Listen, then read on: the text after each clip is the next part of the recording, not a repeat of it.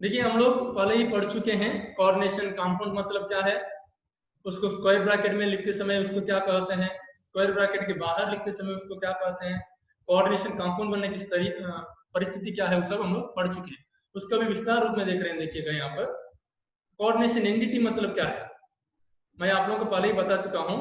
Coordination entity मतलब या coordination complex मतलब दोनों बराबर है। मतलब स्क्वायर ब्रैकेट के अंतर्गत जो भी मेटल और लाइगेंड को लगाते हैं उसको हम लोग कहते हैं कोऑर्डिनेशन एंटिटी। उसको हम लोग कहते हैं कोऑर्डिनेशन एंटिटी करके। यहाँ पर विस्तार रूप में देखिएगा, coordination entity constitutes central metal atom, metal तो होना चाहिए है ना, ion bonded or fixed number of ions or molecules, for example COCl3CH3, इसको तो हम लोग पढ़ चुके हैं। एक उदाहरण देना था आप लोगों को, जैसे coordination entity in which cobalt ion is surrounded by the 3 ammonia molecules and 3 fluorine ions.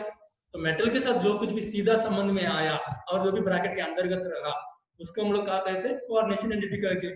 उसी को उन्होंने क्या कर दिया, मेटल आटम का आयन जो रहता है उसको भरने के लिए जो भी लाइगेंड आके भरता है उसको हम लोग कहते हैं कोऑर्डिनेशन कंपाउंड करके। उसके लिए एक उदाहरण दिया है बस, ठीक है।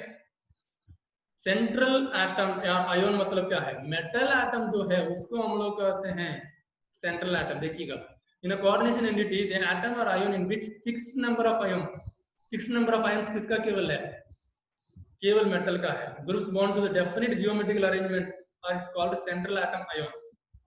उदाहरण के लिए निकल, कोबाल्ट, आयरन, ये सब। यहाँ पर देखिएगा लुईस एसिड बोल के बताया हुआ है। आप लोगों को ये सवाल पूछेगा लुईस एसिड और लुईस बेस का अंतर बताओ बोल के।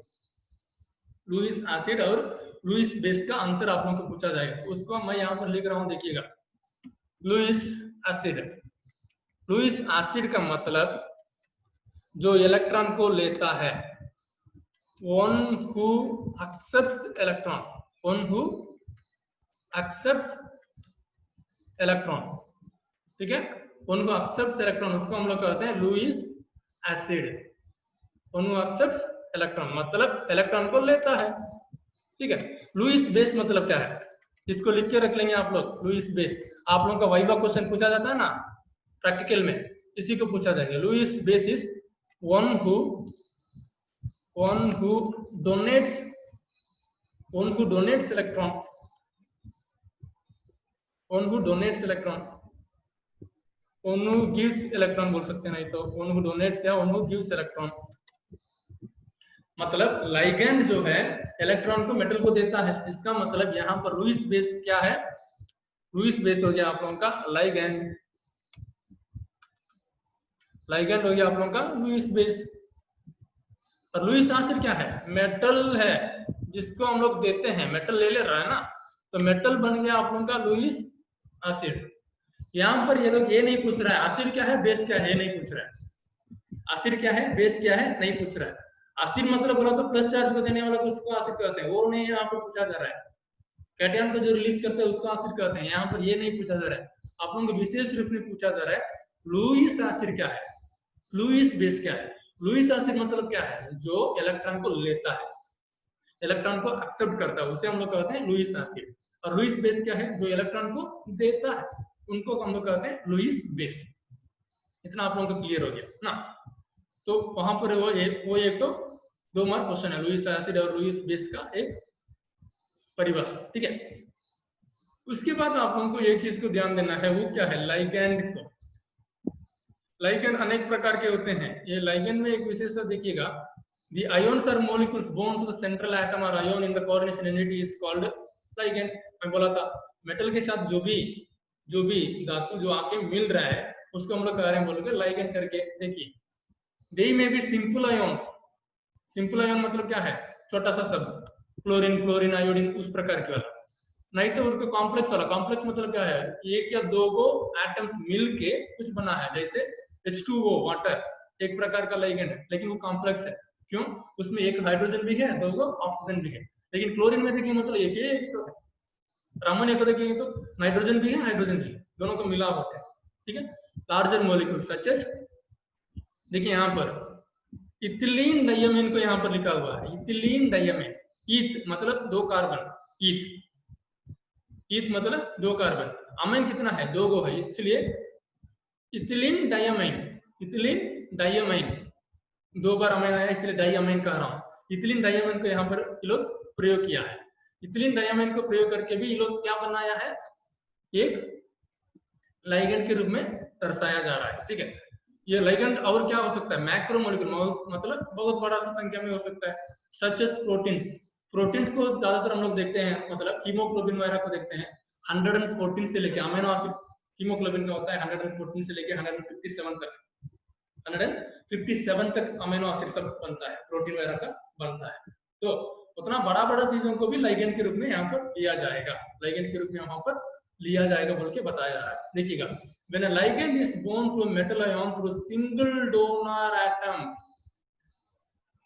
याद रखेंगे सिंगल डोनर एटम मतलब लाइगेंड जो है मेटल के लिए केवल एक इलेक्ट्रॉन दिया, वन पेयर, लोन पेयर यहाँ पे बात कर रहे हैं केवल लोन पेयर का। ठीक है, एक लोन पेयर को दिया तो उसे हम लोग क्या कहते हैं, यूनी, यूनी मतलब एक, डेंडेट डोनेट करने वाला, एक तो पेयर ऑफ इलेक्ट्रॉन को डोनेट करने वाला को हम लोग कहते हैं यूनिडेंडेट।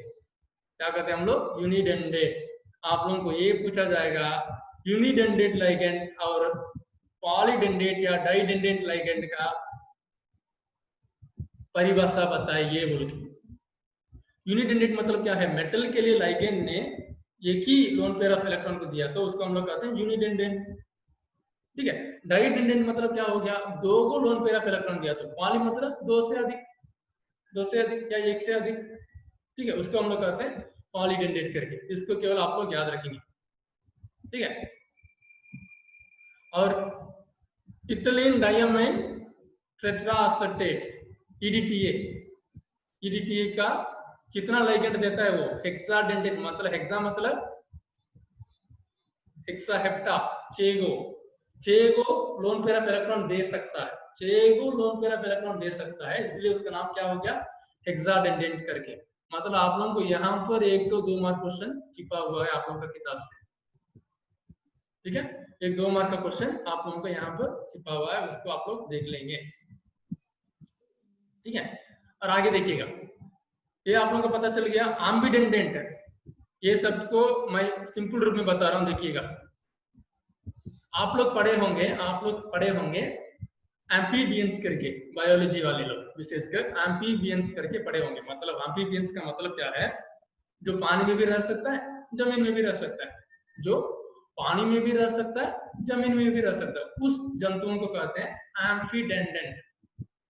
ठीक है, एम्फीडेंडेंट कर सकते हैं। उस प्रकार यहाँ पर एम्फीडेंडेंट लाइगेंड मतलब क्या है, बेस का भी काम दे सकता है, एसिड का भी काम दे सकता है। ठीक है, परिस्थिति के आधार पर अपने को बदल लेगा। जैसे मुझे अगर लाइगेंड सोचे, मतलब मैं घर जाता हूँ तो घर में मैं क्या हूँ, एक बेटा हूँ, लेकिन समाज में मैं क्या हूँ, एक ब्रदर हूँ।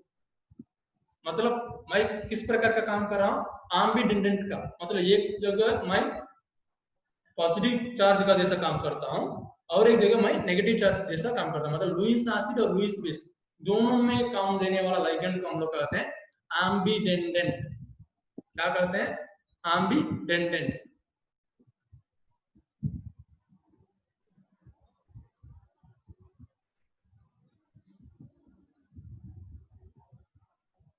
ठीक है, ये आप लोगों को क्लियर हुआ।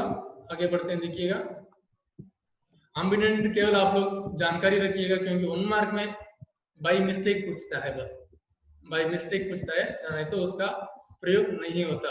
अभी देखिए कोऑर्डिनेशन नंबर मतलब क्या है, मैं बोल चुका हूँ पहले ही आप लोगों को, कोऑर्डिनेशन नंबर और सेकेंडरी वैलेंसी दोनों एक समान है बोल के, दोनों एक जैसा है बोल के। मतलब मेटल के साथ जितना एक लाइगेंड डायरेक्टली संबंध है उसे हम लोग कहते हैं कोऑर्डिनेशन नंबर। मतलब लाइगेंड कितना लोन पेयर को मेटल के लिए दिया, लाइगेंड ने कितना लोन पेयर को मेटल के लिए दिया है बोल के पूछा जा रहा है। यहाँ पर देखिएगा, ligand donor atom to which the metal atom is directly bonded, मैं बोला था the example in the complex ion PtCl6 and NaNH3 4 times, the coordination number for Pt and Na are 6। क्यों यहाँ पर 6 बोला जा रहा है? आप लोगों को ये डाउट लग रहा होगा, ब्रदर यहाँ पर निकल को लिए हैं, उसमें तो NH3 4 केवल लिया है, 4 केवल ना, और दो को किधर चला गया, और दो को किधर चला गया बोल के आप लोगों को डाउट लग रहा होगा या नहीं। मैं बोल चुका हूं पहले ही आप लोगों को, निकल का चार्ज जो रहता है केवल 4 का रहता है, उसको कभी भूलिएगा मत। निकल का केवल कितना रह सकता है, 4 केवल रहता है। तो यहाँ पर देखिएगा प्लाटिनम का है 6 गो और निकल का देखिएगा तो 4 गो केवल रहेगा। इसको याद रखेंगे, बार बार आप लोगों को पूछा जाएगा निकल केवल क्यों टेट्रा हैलाइड्स बनाता है, निकल केवल क्यों टेट्रा हैलाइड्स बना सकता है बोल के आप लोगों को बार बार पूछा जाएगा। इसको याद ध्यान देंगे, ठीक है। कोऑर्डिनेशन स्फीयर तो आप लोगों को पता ही है भाई, जो ब्रैकेट है, जो ब्रैकेट को हम लोग क्या कहते हैं, मेटल और लाइगेंड को जो ब्रैकेट में बांधा जाता है उस ब्रैकेट को हम लोग क्या कहते हैं, कोऑर्डिनेशन स्फीयर करके। कोऑर्डिनेशन नंबर मतलब क्या है, मेटल और लाइगेंड का जो संबंध है उसको कहते हैं कोऑर्डिनेशन नंबर। ये सब क्या है ब्रदर, बार बार उसी को दोहरा रहे हैं कि नहीं, उतना आसान है आप लोगों को। कोऑर्डिनेशन स्फीयर बता चुके हैं। उसके बाद देखें कोऑर्डिनेशन पॉलीहेड्रॉन, ये सबको मैं कल भी याद दिलाया और आज भी याद दिला रहा हूं। मतलब पॉली मतलब मेनी, हेड्रॉन का मतलब अरेंजमेंट बोला। देखिएगा यहाँ पर ऑक्टाहेड्रल का अरेंजमेंट देखिए, टेट्राहेड्रल का अरेंजमेंट देखिए, स्क्वायर प्लैनेट का। तो हर एक मेटल के साथ लाइगेंड किस प्रकार आके उसका बॉन्ड बना रहा है, कितनी दूरी में उसका बॉन्ड को रखना है, ये बॉन्ड क्यों इस प्रकार रखा जा रहा है, कुछ किसी को कारण पता है, किसी को कुछ कारण पता है क्या, इस प्रकार अरेंज करने का कारण क्या है ब्रदर बोल के। कारण ये है जब कभी किसी भी बॉन्ड को लेते हैं, उदाहरण के लिए सोचिएगा मेरे पास एक पेन है, मेरा सेलफोन है और मेरा वॉच है। सोचिए मैं अपना सेलफोन को एक मेटल सोचा, ठीक है, और मेरा वॉच जो है वो एक लाइगेंड है। वो लाइगेंड को मैं नीचे की ओर गिरा चुका हूँ इससे संबंध में, ठीक है, मोबाइल से टच किया हुआ इसको नीचे गिरा चुका हूँ और मैं इसको यहाँ पर रखा हूँ, ठीक है। किसी भी मेटल के साथ कुछ भी लाइगेंड को अरेंज करते समय उसका बॉन्ड एंगल, जैसे इस प्रकार मैं अरेंज किया, मतलब यहाँ पर जो बॉन्ड एंगल बन रहा है वो बॉन्ड एंगल जो है उसमें स्ट्रेन नहीं होना चाहिए, स्ट्रेन नहीं होना चाहिए, मतलब एकदम मुश्किल के रूप में नहीं रहना चाहिए। जैसे एक जन बैठने की जगह में मैं 10 जन को बैठने वाला तो आप लोगों को कैसे दिक्कत लगेगी, बहुत दिक्कत है कि नहीं। अगर उतना दिक्कत लगेगा उसमें और एक जन को बैठने बोलूंगा तो क्या करेंगे आप लोग, अरे जा हम नहीं बैठेंगे, उठ के चले जाएंगे आदमी लोग, है कि नहीं। उस प्रकार जब कहीं भी कुछ बॉन्ड बनाते हैं, अगर वो बॉन्ड में कुछ दिक्कत चल रहा है, बॉन्ड स्ट्रेन चल रहा है, बेयर स्ट्रेन थियरी करते हैं इसको साइंस में, बेयर स्ट्रेन थियरी। अगर कुछ बॉन्ड में कुछ दिक्कत चल रहा है तो क्या करते हैं हम लोग, एडजस्ट करते हैं। क्या एडजस्ट करते हैं, 10 जन को बैठना है तो क्या करेंगे हम लोग, जैसे एक जन बैठा तो उसके पैर में और एक जन बैठा, उसके पैर में और एक जन बैठा करके सामने आगे की ओर बढ़ता जाएगा। नहीं तो क्या करेगा, मैं 5 मिनट बैठता हूँ उसके बाद तुम 5 मिनट बैठो, और अदला बदली करते हैं कि नहीं। उस प्रकार यहाँ पर भी क्या हो रहा है, धातुओं को स्थिर रूप में रखने के लिए, धातुओं को स्थिर रूप में रखने के लिए हम लोग को क्या करना पड़ रहा है, बॉन्ड को इधर उधर एडजस्ट करना पड़ रहा है। ये बॉन्ड को एडजस्ट करते हैं ना, बॉन्ड को कितनी दूर में एडजस्ट करना बोल के हम लोग पढ़ते हैं ना, उसको हम लोग कह रहे हैं पॉलीहेड्रॉन, उसको हम लोग क्या कर रहे हैं, पॉलीहेड्रॉन करके कर रहे हैं। इसलिए कोऑर्डिनेशन पॉलीहेड्रॉन मतलब देखिए स्पेशियल अरेंजमेंट, जगह arrangement of ligand atom directly attached to the central metal ion defines coordination polyhedron।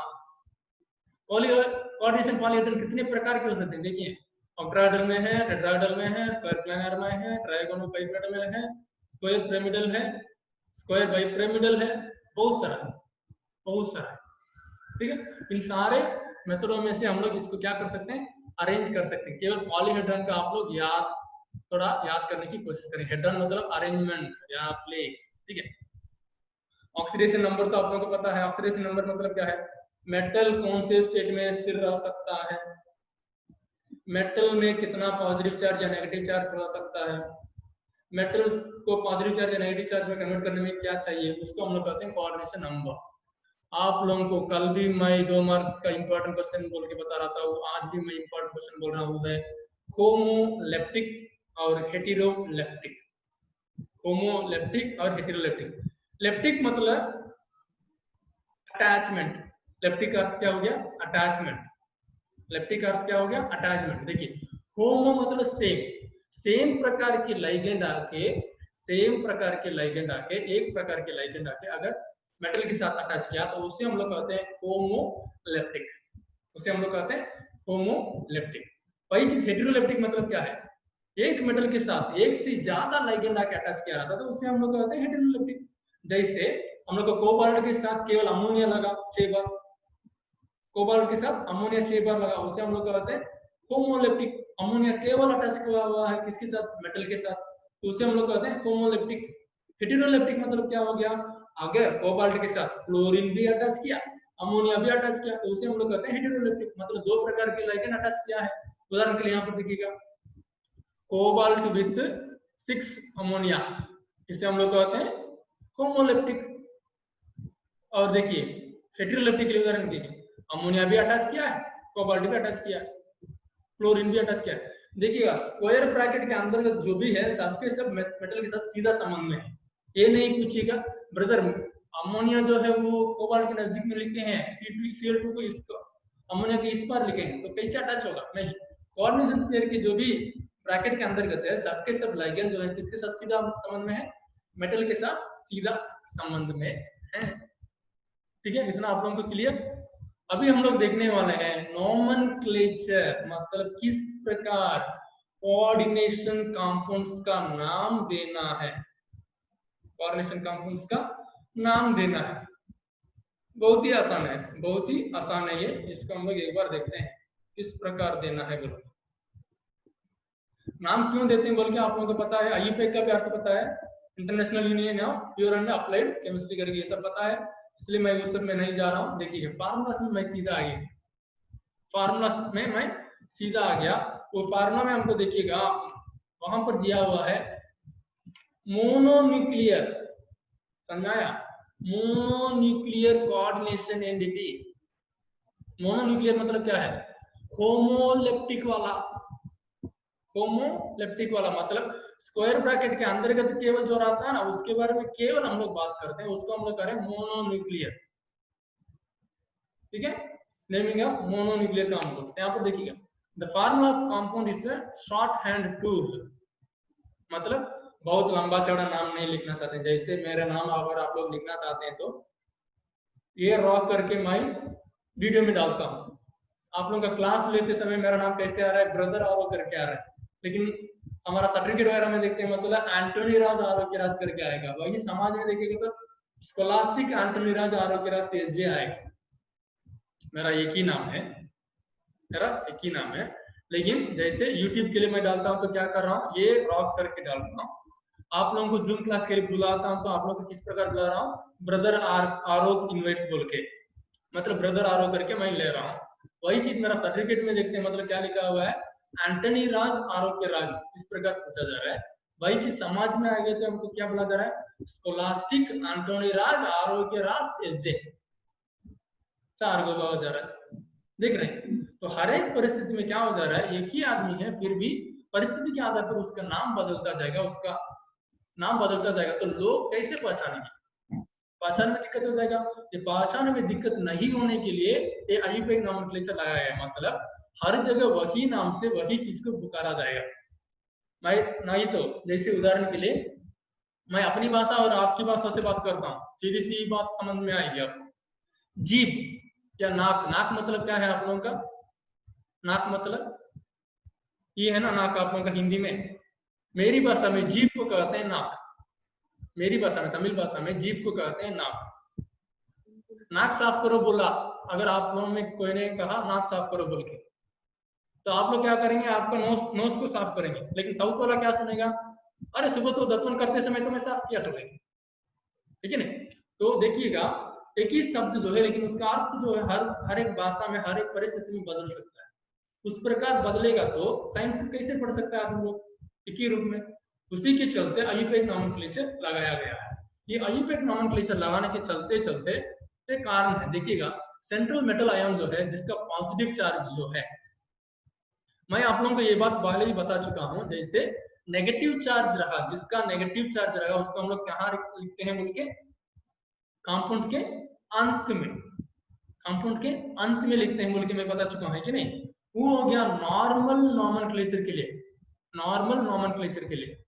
एक कोऑर्डिनेशन कंपाउंड लिखते समय देखिएगा जब कभी मेटल के साथ लाइगेंड को लगाया, लाइगेंड का चार्ज नेगेटिव है तो नेगेटिव चार्ज को कहाँ नाम में लिखते समय कैसे लिखना है, सामने मेटल के सामने लिखना पड़ेगा, लेकिन फार्मूला में लिखते समय मेटल को सामने और लाइगेंड को बाद में लिखना पड़ेगा। बात पता चल रहा है आप लोगों को? सिंपल। यहाँ पर मैं उदाहरण कर रहा हूँ, देखिएगा। नॉर्मल नॉमेनक्लेचर पूछा गया तो आप लोग क्या करेंगे, पॉजिटिव चार्ज को पहले लिखते हैं, उसके बाद नेगेटिव चार्ज को लिखते हैं। ठीक है, सही है। जैसे आप लोग लिखें HCl, हाइड्रोजन क्लोराइड। क्लोराइड क्या है, नेगेटिव चार्ज वाला इलेक्ट्रोनेगेटिव आटम है, इसलिए उसको कहाँ लिखा जा रहा है, बाद में लिखा जा रहा है। हाइड्रोजन जो है पॉजिटिव चार्ज वाला H+ पॉजिटिव चार्ज में रहेगा, इसलिए उसको सामने लिखा जा रहा है। लेकिन कोऑर्डिनेशन कंपाउंड में किस प्रकार हो रहा है, पहले नाम लिखते समय, केवल फार्मूला लिखते समय नहीं, नाम लिखते समय क्या लिखना है, पहले नेगेटिव चार्ज लिखना है, उसके बाद पॉजिटिव चार्ज को लिखना है। उदाहरण के लिए यहाँ पर देखिएगा, COCN, COCN है, CO मतलब कोबाल्ट, साइनाइड जो है CN, साइनाइड का चार्ज जो है नेगेटिव चार्ज है। तो कितना साइनाइड है, 6 गो साइनाइड है, तो हमको क्या लिखना पड़ेगा, हेक्सासाइनो कोबाल्ट लिखना पड़ेगा। समझ आया, हेक्सासाइनो कोबाल्ट बोल के हमको लिखना पड़ेगा। क्लियर? केवल कोऑर्डिनेशन कंपाउंड में इस प्रकार लिखते हैं, लेकिन फार्मा लिखते समय कैसे लिखते हैं, पहले मेटल को लिखते हैं, उसके बाद लाइगेंड को लिखते हैं। उसको आप लोग थोड़ा क्लियर ले लीजिएगा। पहला पॉइंट देखिए, the central atom is listed first. वो क्या है, फार्मा लिखते समय सेंट्रल आटम मतलब मेटल को लिखना पड़ता है। दूसरा, the ligands are then listed in the alphabetical order. जैसे आप लोग लिखे थे, अगर आप लोगों के पास मिथाइल भी है, इथाइल भी है, उदाहरण के लिए मैं देता हूं भाई लोग, सबसे आसान तरीके से मैं बताता हूं आप लोगों को। मिथाइल भी है, इथाइल भी है, तो उससे हम लोग क्या करते हैं बोलोगे ना, किसी किसी को पता नहीं चल रहा होगा। देखिए यहाँ पर एक तो C लिया मैं, और इधर एक तो C, इधर एक तो C, और इधर एक तो C, 4 गो लिखा हूं भाई लोग। ठीक है, यहाँ पर मैं लिखा C2H5, क्या लिखा, C2H5, और यहाँ पर मैं लिखा CH3, यहाँ पर H3 लिख दिए। सोचिए, इथेन ही लिए, सोचिएगा ना आप लोग, CH3।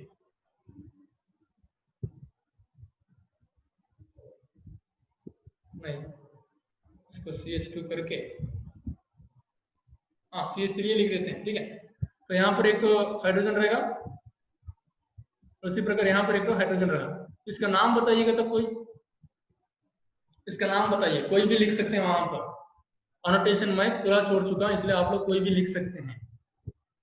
इसका नाम क्या है, हाईएस्ट कार्बन आटम का हम लोग को गिनती करना चाहिए। तो यहाँ वाला एक कार्बन सोचिए, इसका दूसरा सोचिए, इसका तीसरा सोचिए, इसको 4 और 5 कार्बन है। यहाँ तक कितना कार्बन है, 5 कार्बन है। 4 कार्बन केवल यहाँ 4 गो है बोल के नहीं, कार्बन का संख्या ज्यादा होना चाहिए ना हम लोग को। तो यहाँ पर देखें तो 5 कार्बन है, तो 5 कार्बन वालों को हम लोग लिए मतलब पेंटा, पेंटा लिखते हैं, लेकिन ना भाई पेंटा लिखे। और ये पेंटा में देखेंगे तो देखिए यहाँ पर एक तो मिथाइल है, यहाँ पर एक तो मिथाइल। मान के चलिए मैं यहाँ का मिथाइल जो है इसको इस प्रकार लिखा हूं, सोचिएगा। मिथाइल को किस प्रकार लिखेंगे, यहाँ CH3 लिखा, और ये को नाम है मैं CH2, हाँ यहाँ पर मैं लिखा, फिर C2H5 लिखा है। सोचिए, ई को नाम में भी एक तो C2H5 लिखा हूं, सोचिएगा। तो अगर आप लोग इस प्रकार लेंगे या इस प्रकार लेंगे तो टोटल कितना आटम आ रहा है, 5 को आटम को ले सकते हैं, 5 कार्बन मतलब पेंटा आप लोग लिख सकते हैं, पेंटा, पेंट प्लस केवल आप लोगों का सिंगल बॉन्ड है, इसलिए आप लोग क्या लिखेंगे, एन लिखेंगे आप लोग, इसलिए आप लोग क्या लिखेंगे, एन लिखेंगे। इतना तो आप लोगों का क्लियर है। उसके बाद आप लोग क्या लिखेंगे, पहले किसको लिखना है, इथाइल को लिखना है कि मिथाइल को लिखना है, ई आ रहा है कि एम आ रहा है, पहले इथाइल या मिथाइल आ रहा है, पहले अल्फाबेटिकली बोलते हैं, मतलब ई पहले आता है उसके बाद एम आता है कि नहीं। तो हम लोग क्या लिखेंगे, इथाइल मिथाइल पेंटेन लिखेंगे, di ethyl, di ethyl methyl pentane करके हम लोग लिखते हैं कि नहीं। उस प्रकार परिस्थिति में यहाँ पर भी उसी को ले रहे हैं हम लोग। क्या कर रहे हैं, अगर लाइगेंड का ज्यादा संख्या रहा तो हम लोग क्या किए, लाइगेंड का अल्फाबेटिकल ऑर्डर हम लोग ले लेते हैं भाई, लाइगेंड का अल्फाबेटिकल ऑर्डर हम लोग ले लेते हैं। 2 ethyl 3 methyl, okay very good, ठीक है, उस प्रकार हम लोग लिखते हैं। ठीक है, और यहाँ पर देखिएगा वो चीज आप लोगों को पता चल गया। और polydentate ligands are also listed alphabetically. वो यूनिडेंडेंट हो, डेंडेंट मतलब आप लोगों को पता है, डेंडेंट मतलब क्या है, एक लोन पेयर को दिया, कौन दिया, लिगेंड ने मेटल के लिए दिया, यूनिडेंडेंट। डाइडेंडेंट मतलब दो को दिया, पॉली मतलब बहुत सारा दिया। पॉलीडेंडेंट का एक एग्जांपल है ईडीटीए, हेक्साडेंडेंट करके हम लोग पढ़े थे, हेक्साडेंडेंट करके, hexadentate ligand EDTA, ethyl ethyl diamine hexachloride करके ना। तो देखेंगे यहाँ पर ईडीटीए का ये पॉलीडेंडेंट वाला भी रहेगा, अगर पॉलीडेंडेंट वाला भी रहा तो भी उसको क्या में लिखना है, अल्फाबेटिकली केवल हम लोग लिखना है, ठीक है। उसके बाद देखिए formula of the entire coordination entity, whether charged और नॉट, चार्ज है या नहीं हमको कोई बात मतलब नहीं, is enclose in square bracket, अगर कॉम्प्लेक्स मतलब स्क्वायर ब्रैकेट लगा के ही लिखना है, और कोऑर्डिनेशन कंपाउंड मतलब बिना स्क्वायर ब्रैकेट का लिखे तो उसको कोऑर्डिनेशन कंपाउंड नहीं माना जाएगा, इसलिए ब्रैकेट के अंदर के थी लिखना पड़ेगा। when ligands are polyatomic their formulas are enclosed in parentheses, ligand observations are also closed in parentheses। मतलब क्या है, अगर ब्रैकेट लगाते हैं कुछ लाइगेंड के लिए, मेटल के लिए, तो लाइगेंड का भी ब्रैकेट लगाना पड़ता है, उसको याद रखिए, लाइगेंड का भी ब्रैकेट लगाना पड़ता है। जैसे यहाँ पर देखिए साइनाइड को यहाँ पर ब्रैकेट लगाया हुआ है, वाटर को ब्रैकेट लगाया हुआ है, वाटर के लिए भी यहाँ पर ब्रैकेट लगाया हुआ है। उस प्रकार the charge of the cation is balanced by the charge of anions, ये तो आप लोगों को पता है, जितना प्लस चार्ज रहेगा उतना माइनस चार्ज होना चाहिए, तब जाके वो बैलेंस रहेगा, नहीं तो क्रिया में भाग लेते रहेगा और उड़ता जाएगा, इतना तो आप लोगों को पता है। आगे की ओर देखते हैं, naming of mononuclear coordination compounds, एक उदाहरण दे रहे हैं यहाँ पर, इसको आप लोग स्क्रीनशॉट लेके पढ़ लीजिएगा, आपके किताब में है ये है। मैं आगे बढ़ता हूँ, ठीक है। ये सब मैं बता चुका हूँ आप लोगों को, अभी आप लोगों से सीधा सवाल कर रहे हैं, देखिएगा आंसर को नहीं देखिएगा, हमको केवल इसका लिखने की आप लोग कोशिश कीजिए। Write the following formulas of the coordination compounds, tetra amine aqua chloro chlorido cobalt 3 chloride. एक बात मैं बताता हूँ आप लोगों को आसान से समझ में आएगा, वो क्या है, एक बार मेरी बातों को सुन लीजिएगा, वहां का जो आंसर है उसको नहीं देखिएगा, वहां का आंसर जो है उसको नहीं देखिएगा, लाइगैंड बोल के लिख लीजिए आप लोग, काम देगा, लाइगैंड बोल के आप लोग लिख लेंगे, काम देगा। लाइगैंड क्या बोल के लिखेंगे, लाइगैंड करके आप लोग लिख लेंगे, लाइगैंड करके लिखिए। लाइगैंड करके लिखते समय देखिएगा H2O, इसको हम लोग क्या कहते हैं, पानी, उसको किस प्रकार लिखा जाता है, अक्वा बोल के लिखा जाता है, क्या बोल के लिखा जाता है, अक्वा बोल के लिखा जाता है। उसी प्रकार NH3 हुआ, NH3 उसको क्या बोलते हैं हम लोग, अमोनिया, अमोनिया बोलते हैं। उस प्रकार CO, CO को क्या बोलते हैं, CO को हम लोग क्या बोलते हैं, कार्बोनाइल, कार्बोनाइल बोलते हैं, उसको भी याद रखेंगे। उसके बाद NO, NO को हम लोग क्या बोलते हैं, नाइट्रोसाइल, नाइट्रोसाइल बोलते हैं। तो यहाँ पर आप लोगों को पूछा गया था, आप लोगों का सवाल क्या था, पहला सवाल टेट्रा, टेट्रा मतलब 4 टोर है भाई लोग, तो हम लोग को पता है ब्रदर कॉलेज, आप क्या बहुत देरी से बताते हैं कि नहीं।